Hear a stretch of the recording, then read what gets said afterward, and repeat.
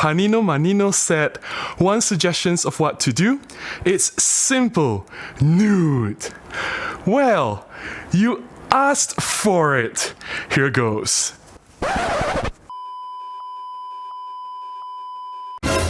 Hi, my name is Robin Wong and welcome back to another episode of Robin Speaks. This is a new video podcast series that I've just recently started. First, I would like to thank everyone for being here. Thank you so much for your kind words, your encouragement, and all the positive vibe that you guys are sending me in my previous episode 1. I want you to know that I truly appreciate each and every one of you, and I promise I will continue to do my best to share content here with you guys. In this particular episode 2, I do have some interesting topics to talk about. I want to share about a few photographers that have greatly inspired me over the years. I want to talk about my struggles as a photographer, blogger, and content creator, and of course, why I still keep and use the Canon full frame. These are really exciting topics. I cannot wait to dive in, so let's do this.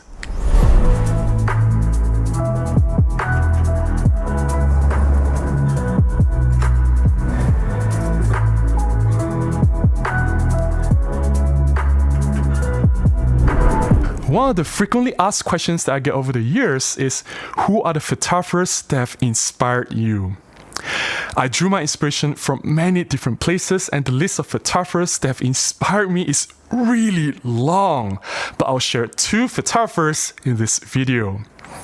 I don't find inspiration from photographers that are completely out of reach. The legendary photographers like Henri Cartier-Bresson, Ansel Adams, or Vivian Maier, if you're doing street photography. Nothing against these photographers. They produce excellent work, and there's a reason why they are legendary. They shaped the landscape of photography. I prefer to be inspired by photographers who are here today. Photographers that I can connect with, photographers that I can relate to, photographers whom I can drop an email and say, hey, I really admire your work. Can I pick your brain? One of these photographers is Kirk Tuck. Kirk runs an amazing photography blog at visualsciencelab.blogspot.com. I'll put a link to his blog up here. Please check out his blog if you have not done so.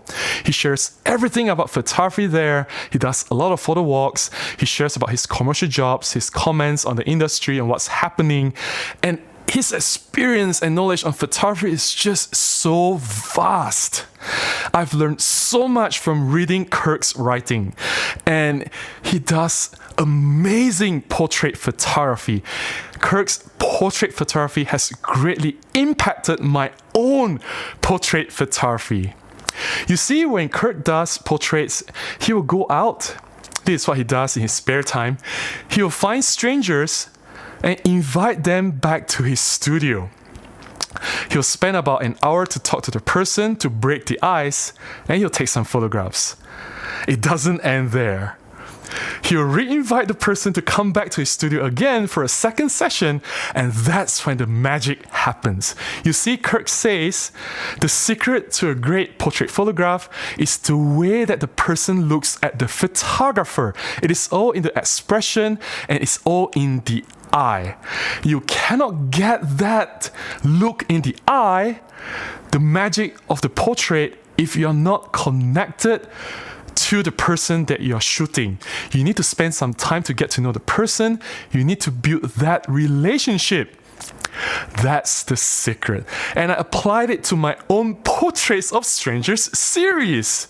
I go out on the streets and I take portraits of strangers. Of course, I don't invite these strangers back to my bedroom here, my tiny little bedroom. That will be really creepy. I don't do that. But I will shoot these strangers on the streets.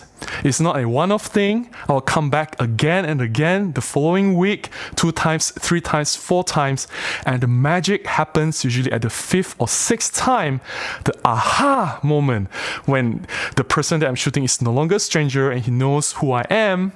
He sees me and he's happy and we make some conversations. that's when I get the shots that I really, really like. So thanks so much to Kirk, and I hope that you can benefit from his sharing.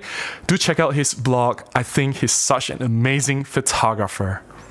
Another photographer that have inspired me greatly over the years is a little bit closer to home. He's a Malaysian, and he's someone that I've spent a lot of time shooting together with on the streets of Kuala Lumpur. His name is Amir Shariff. Amir is a friend, and he shares fantastic street photography images on his Instagram feed. I'll put a link to his Instagram page up here. Please check it out. I personally think that Amir is one of the best street photographers in Kuala Lumpur. So how does Amir impact my photography journey? It all started in Instagram. You see, I was very late to the Instagram game. I didn't know what to do with my Instagram account. I didn't want to just repost my images from my blog on my Instagram.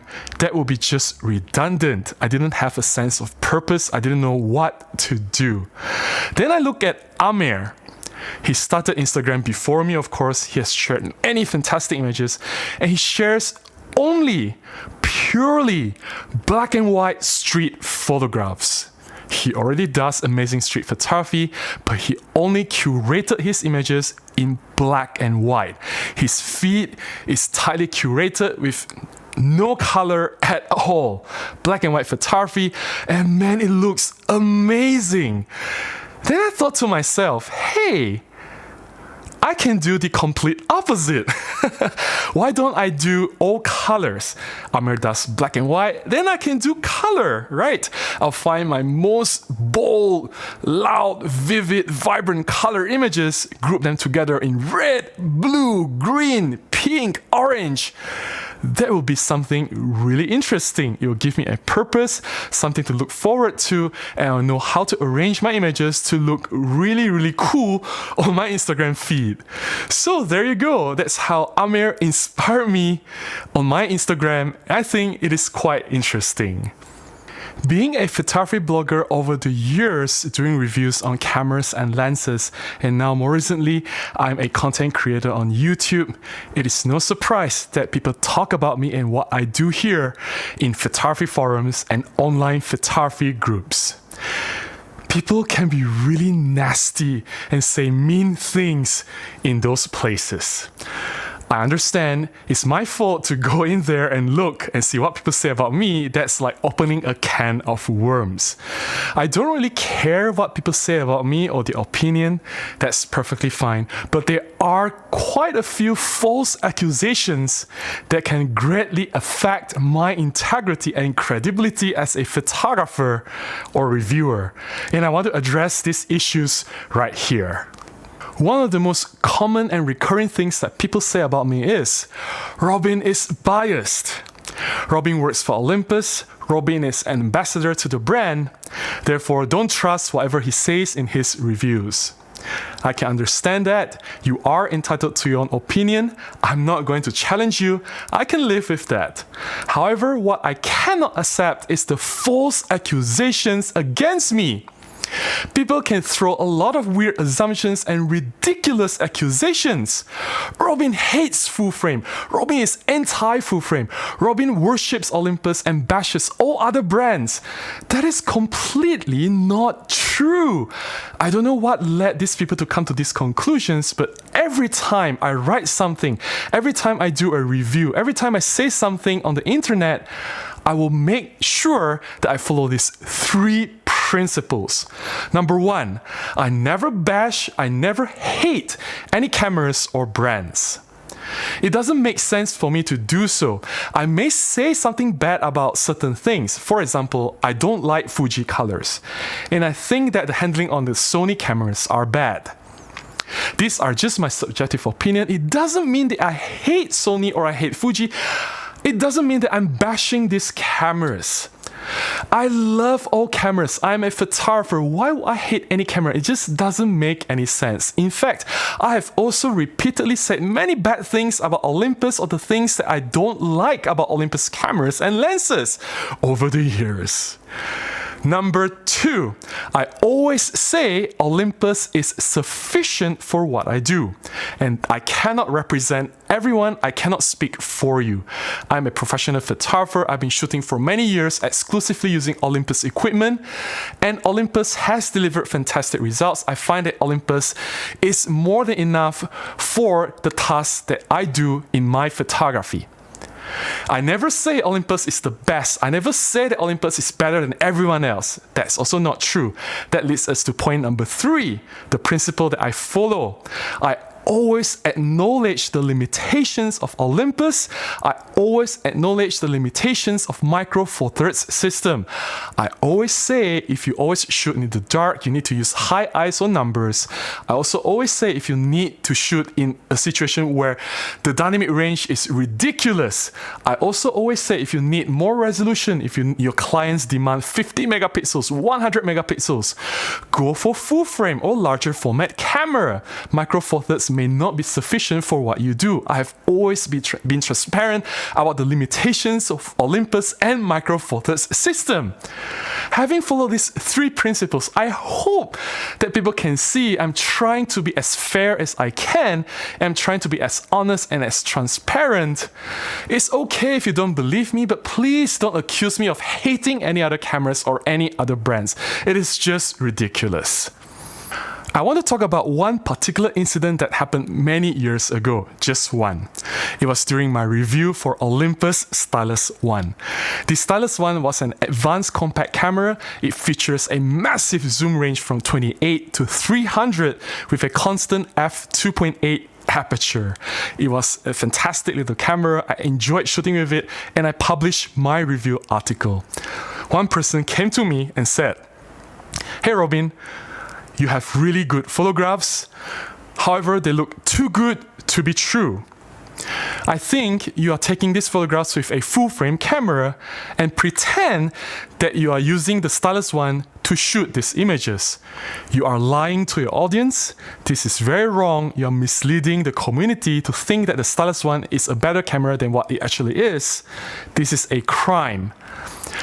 Wow, why would people just assume the worst out of me and accuse me of such horrible things? Anyway, I responded, I said, "Hey, these photographs were actually taken with the Stylus 1, and here's how I did it. I took advantage of the longer focal length. I zoom in all the way to 200 and 300. I get really close to my subject. I use f2.8 bright aperture, and the image sensor is slightly larger than usual. It was 1/1.7 inch. Therefore, I can render really shallow depth of field, creating that blur background look, which gave you the impression that these photographs were taken from a larger format camera or full frame." These explanations was not good enough. The person said, "Robin, I want evidence. You have to prove that you actually shot these images with Stylus 1. So I then sent him full resolution images straight out of the camera JPEG, unedited. I thought that would be sufficient to shut him up. But no! Then he came back and said, well, the JPEG images are useless because you can still modify the metadata and change the camera brand and model to whatever other cameras that you want. So he then accused me of changing the metadata of my JPEG images from a Canon camera full frame to the Olympus Stylus 1. What a lot of bullcrap. There and then I decided enough is enough. I blocked that person off. I deleted everything that he said on my blog. I deleted his email. I moved it to my spam. I don't want to see him. I don't want to talk to him anymore in my life. That's it. I don't have to justify myself. I've defended myself enough. I don't even know why I was defending myself. And of course, if you're wondering, I have the raw files, but that's besides the point. People can just be so nasty that assume the worst out of you, and the internet is just such a toxic place. I guess that explains why you cannot find me anywhere else on the internet. You will not see me in any photography groups or participate in any online forums. I keep my distance, and I believe this is very important for me to stay sane. Of course, I live on my own island. I do my own things. I have my blog, I have my YouTube. Whoever wants to come and interact with me, everyone is free to do so, as long as you don't do crazy things like that person did with the Stylus 1 accusation. If you are doing what that Stylus 1 person is doing, I will not hesitate to block you off and delete you from my blog and my YouTube. If you have followed me all this time, you realize that I'm a very peaceful person. I just want to enjoy photography, go out to take more photographs. I don't need all this drama. I don't want the unnecessary attention. I just want to do shutter therapy. Having said that, let's move on to the next topic. Why I still keep and actively shoot with the Canon 5D full frame. Earlier this year, I made a video to talk about how I acquired this camera for cheap, and I share my first impression using the Canon 5D. I'll put the link to the video up here. The main reason I still keep the Canon 5D around is to prove a very important point, that all cameras are good cameras. If the Canon 5D was a great camera more than 10 years ago, it is still a great camera today.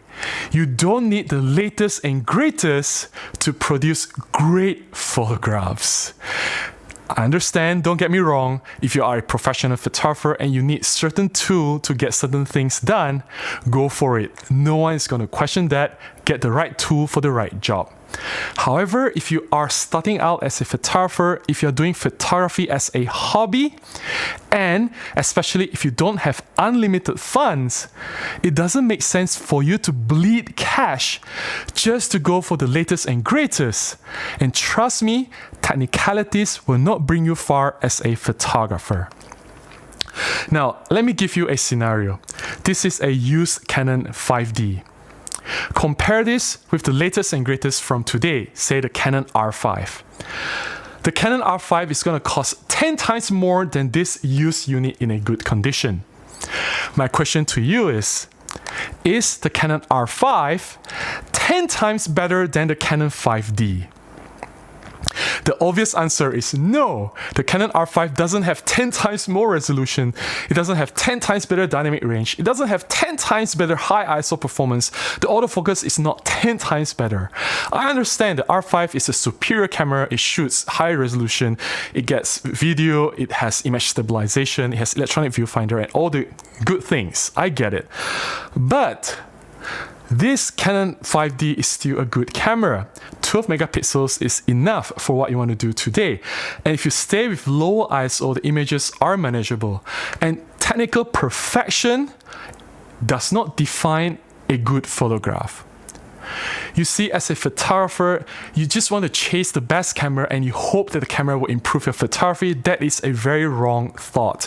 If you want to improve your photography, focus at the core of photography. Pay attention to lighting, pay attention to composition, pay attention to storytelling, what you want to convey in your image, how you want to invoke emotion in the photograph, how does people feel when they look at your photograph. These are the important things that you have to develop and improve as a photographer. Your voice or what you want to say in your photographs, not chasing technical perfection. The truth is, photography is a very expensive hobby. But the good news is, you don't have to break the bank to enjoy photography. You don't need to spend a lot of money to produce high quality images. I'm not saying that you have to go all the way back to the Canon 5D. This is a dinosaur, don't do that. You can go back maybe 5 years, 3 years, or 6 years. Any cameras released within the past 5 years, even today, are still great cameras. And I believe if you truly are passionate about photography, you will overcome all the limitations. You will not go for the best in the market. You will still make do with what you have and produce excellent photography. It is time to read some comments. Martin Postuma said, "The reason my lens produced soft images was the UV filter I had fitted. Hoya, by the way. I replaced it with a Kenko Pro 1D UV and the problem disappeared. This may be something for others to check also." Another person had a similar comment. Sorry, I can't pronounce your name. He said, "Lens filter could be one reason. I tested and surprised on result." Thank you so much, guys, for reminding that lens filter can affect the sharpness of the image. So do be very careful. I've never used any filters on the review samples that I've done. All the review images that you see on my blog and on this YouTube channel, they were all shot naked, no filters on lens. However, I understand that you may want to use a filter to protect the lens from accidental scratches or fingerprint smudges. So just pay attention to the filter that you use. If it causes any softness, just invest a little bit more to get a more expensive filter. I'm sure it'll be worth it. Mark Bennett Likes Cameras said, "Hi Robin, can you share your video color settings? I can't seem to get mine quite right. I'm using natural profile with A and G at 0. Mark, I've been to your YouTube channel and I think that you do fantastic video stuff. You're definitely better at video than me. I'm not the right person to give you this advice, but I can definitely share my video settings with you. I'm currently filming with the EM1 Mark II with flat profile, not the natural profile. I'm using the flat profile and the white balance is set to daylight. Daylight because it balances well with my LED light. The flat profile will give a very flat and unappealing footage. Of course, I then color graded with DaVinci Resolve. I boosted the saturation, contrast, tweaked the color a little bit so it looks a lot more pleasing. If you're asking about the footage that I shoot outdoor, which is like 99% of the video that I do here, then it was shot on the EM5 Mark III, also with flat profile, but the white balance was set to sunny. I wanted my footage to have a little bit of warmth so that I can color grade my skin tone a little bit better. I hope that helps. Mark Leach said, "Hi Robin, great stuff, love your videos, thank you. Can you please do one on calibration, the focus on lenses on the EM1 Mark III and see the difference?" Mark, if you are using Olympus lenses or any Micro Four Thirds native mount with autofocus, there is no need for calibration and the calibration doesn't work for the Micro Four Thirds lenses. The AF fine-tune adjust was placed in the camera for DSLR lenses from the E-system days. If you are mounting a DSLR lens to the camera via an adapter, then there is a chance of focusing error. That's because these lenses were designed to use face detection autofocus. As any cameras and lenses that use face detection autofocus, like most DSLRs do, there is a slight chance of focusing error where you suffer front or back focusing. When that happens, then the AF fine-tune adjust in the EM1 series cameras will help to correct the error. It is put there specifically for these older DSLR lenses. I assume you're not using any of these lenses. If you are using newer lenses, Micro Four Thirds, native mount, Olympus or Panasonic, don't do this calibration. It doesn't apply to these lenses. If you find any focusing issues on this camera, if your focusing is not accurate, any problem at all, send the camera and lens back to Olympus. They will fix it for you. Tagoidron said, "Robin, which Olympus is best for rain photography?" I guess you're asking which camera is best suited to shoot in the rain. Get any cameras from Olympus that is weather sealed. If you go to the OMD line, the only weather seal options you have are the EM5 and the EM1 series. Any of the EM1, the first generation EM1 Mark II, EM1 Mark III, or any of the EM5, the first generation EM5 Mark II and the EM5 Mark III. Any other cameras from Olympus in the Micro Four Thirds line, they are not weather sealed. JP said, "Love your work. What camera and lens were used when filming this?" If you're asking about my previous episode 1 of Robin Speaks, then it was the EM1 Mark II and the 25 f1.2 Pro lens. When I'm indoor, I will use a shorter focal length and I'll just grab whichever camera that I can reach and it still has some battery charge in it. But when I'm outdoor filming, I prefer to carry the EM5 Mark III because it is much smaller and it's lighter, it's easier for me to move around with and still produces similar video quality. And when I'm shooting outdoor, my talking head shots, the one you see with the blurry background, that was taken with the 45 f1.8 lens. But when I'm indoor, I just grab whichever camera that I can reach first. Alec Kelly said, excellent video, Robin. Other YouTubers do a similar thing, however, a small thing. Perhaps consider adding some color to your background. It all looks very grey and monotone. Thanks, Alec, for being here, and thanks for the feedback and suggestion. I appreciate it. But this setup is exactly as I intended. There's a reason why the background is black, there's a reason why the chair is black, and there's a reason why I don't wear colored shirts. It is like a filmmaker trying to convey a certain message from the color that he chose, the color palette that he chose in a scene, or how he grades his image. It's the same as how a photographer composes his image using color to tell a story. Vibrant colors or warm colors conveys safety or comfort or love, where cold and green casts will convey danger or will cause anxiety and will show that it's a cold scene, much like X-Files or any horror movie. And also, talking about horror movies, there's a reason why all these horror movies are shot in dark locations. There's a lot of shadow and blackness. It gives you it invokes certain emotion. Similar to this design, is exactly as how I wanted it to be. It conveys certain mood and certain message that I'm trying to tell you. And I hope that you get the message. Hitama said, man, I'm stuck between Olympus 25 f1.8 and Lumix 25 f1.7.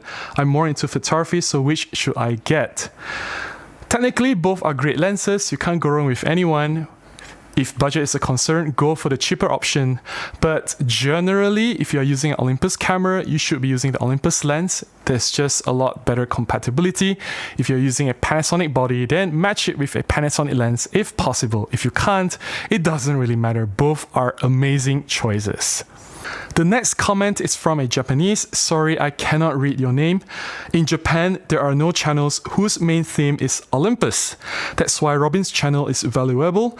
I'm not good at English from Japan. Well, I understand you perfectly. I think your English is quite good. Thank you so much for the comment and letting me know that there are no other similar channels in Japan. Now that surprises me because I thought that Japan would have more influencers, bloggers, or YouTubers making more content like videos and articles to talk about Olympus. Olympus came from Japan after all, so I would expect a lot more content in their native language. But that puts me in a very interesting position, and I'm very glad to find out that I can contribute positively to Japan. I personally love Japan. I love the culture, I love the food, I love the people, and I want to go back to Japan again to do photography whenever all this pandemic craziness is over. BT said, for a guy to be this happy, he must be having a lot of sex. Well, I can't disagree with that. So I should stop here so that I have more time to have more sex, to be more happy. Thank you so much for staying till the end. I hope you have enjoyed watching this episode 2. Please keep the suggestions coming. Any ideas on what topics I should cover in future episodes. If you have enjoyed this, please consider supporting this channel. You can buy me a coffee, or you can contribute directly to my PayPal.